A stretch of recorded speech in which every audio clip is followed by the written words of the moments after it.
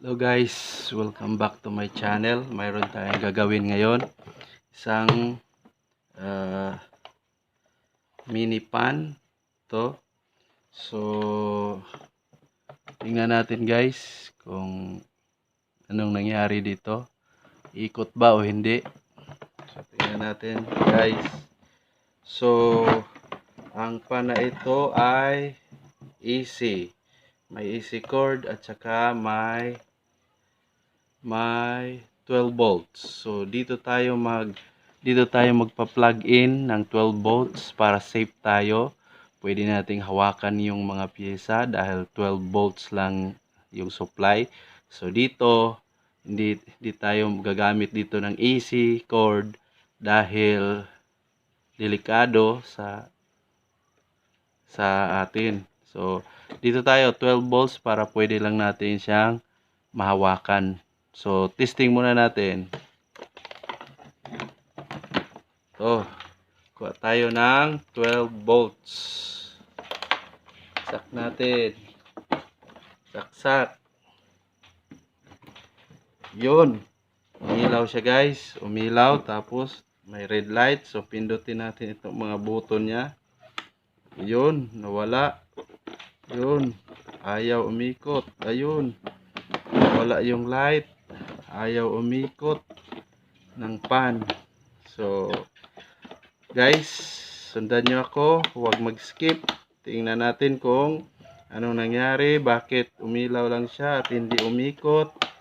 So, kahit anong gawin natin, guys. So, tatanggalin ko muna yung mga tornilyo. Skip muna ako. Tatanggalin ko mga tornilyo. Okay, welcome back, guys. Ito na yung board niya. So, ito na yung board niya. Ito yung battery. So, ito yung AC. AC kanina. Yung hindi natin ginamit.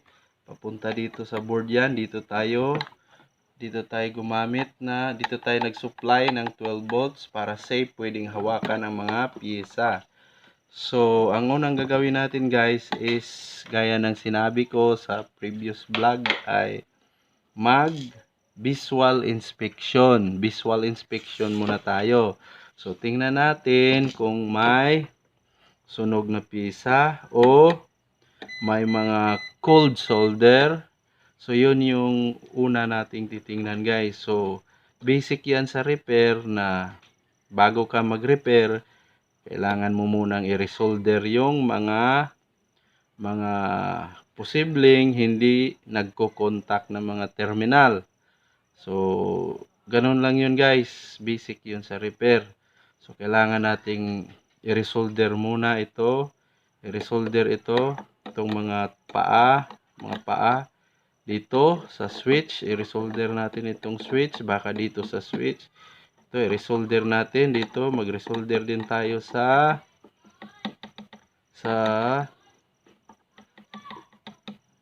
terminal na ito.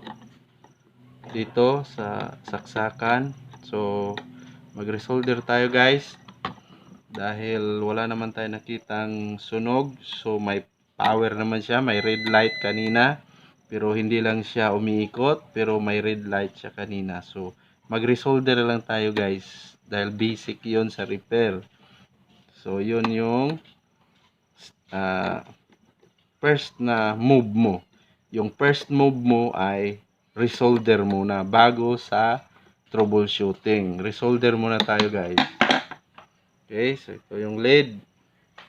Ito yung lead guys. So ito yung board niya. So yan, i-resolder natin lahat ng mga paa. Solder natin lahat ng paa guys. So, dito tayo muna sa kung saan manggaling ang supply. Dito tayo. Solder natin. Yan. Okay, resolder. Resolder lahat ng mga paa.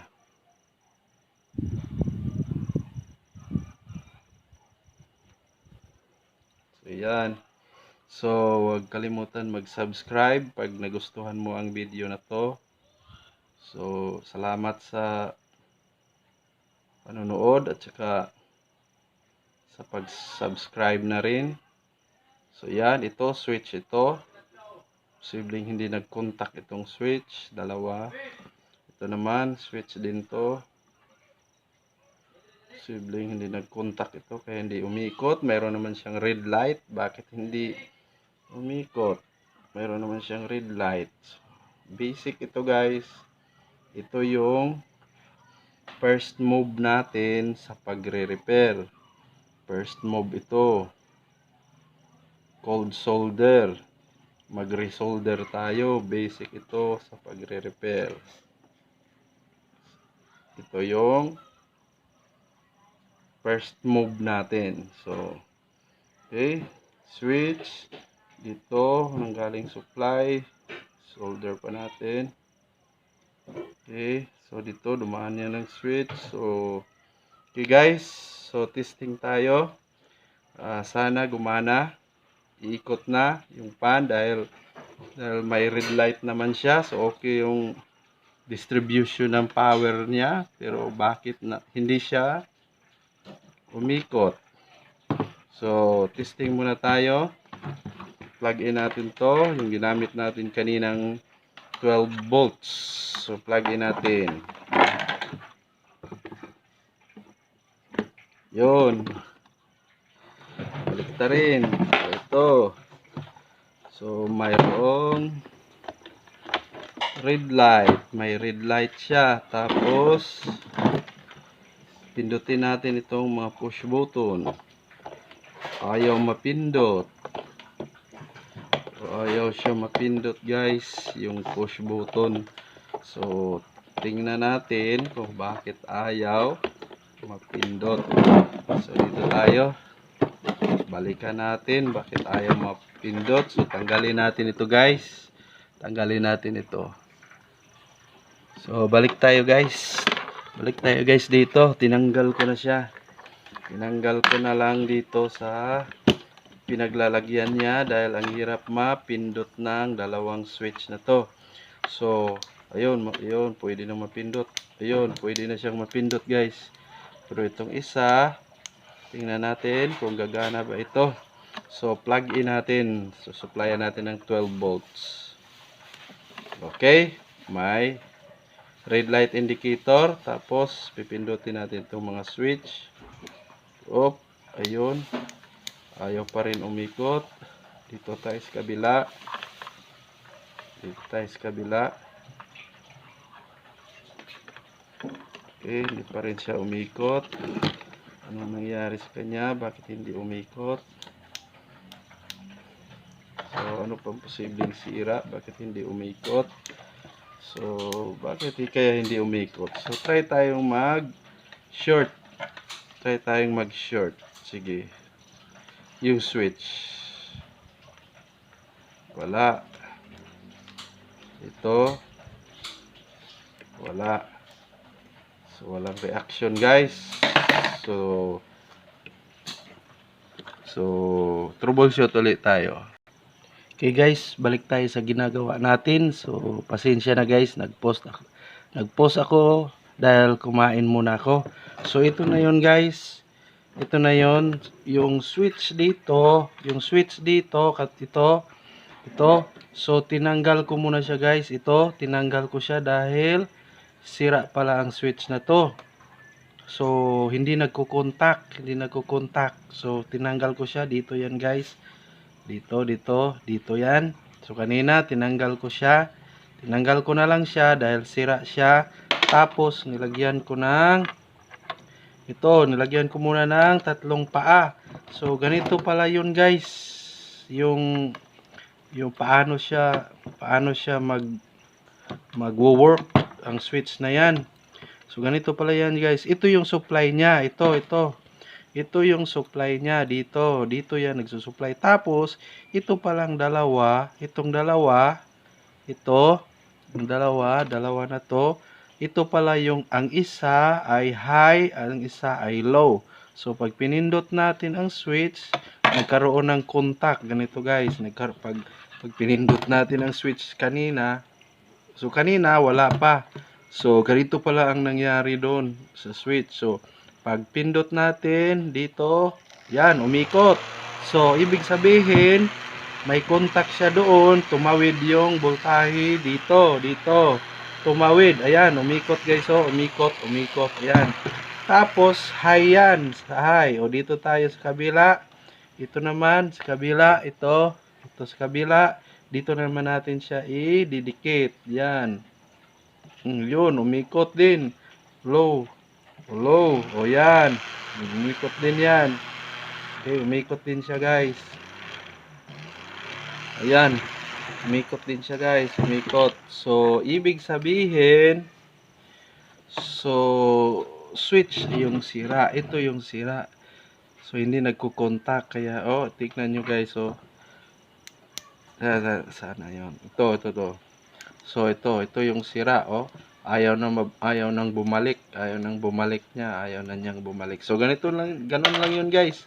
So, hanapan na lang natin ng paraan kung paano ito natin mapapalitan. So, ganun na lang yun guys. At least, nalaman natin kung bakit hindi siya umiikot dahil pa rin sa switch. So, itong isang switch, yun, umilaw siya guys. Itong switch para sa ilaw. Okay, yun, na-off. Yun, umilaw itong switch na to para sa ilaw, itong switch na to para sa fan niya. So, ganun lang yung guys, idikit lang natin idikit lang natin ang dalawang linyang to. Ito yung paa na nilagyan ko muna ng paa. So, nilagyan ko ng paa, idikit natin kung iikot ba siya. Yun, umikot guys, ibig sabihin hindi nakatawid ang supply papuntang fan. Okay? So, umikot na siya. Ayan, umikot na. Dinikit lang natin ang dalawang paa. Umikot na siya guys. So, dito tayo sa isang paa. Tingnan natin. High and low itong dalawa guys. High and low. So, dito tayo. Yun, umikot din. So, ganyan lang yun guys. So, automatic na yan. Tayo na lang gagawa ng paraan paano natin ito papalitan ng ganitong switch. At least alam na natin kung ano yung problema. So, yun guys. Okay guys, so salamat sa panonood dahil hindi pwedeng lumagpas ng 15 minutes ang bidyong to dahil hindi natatanggapin ni YouTube. Maghihingi na siya ng verification code kapag more than 15 minutes na ang video. So, salamat guys. See you sa next vlog. Okay, don't forget to subscribe guys. Sana mag-subscribe kayo kung nagustuhan nyo ang bidyong to guys. So, salamat. Ingat sa lahat. Ingat guys sa lahat ng gagawin na may kinalaman sa electricity. May kinalaman sa electricity. Ingat tayong lahat. So, God bless sa lahat.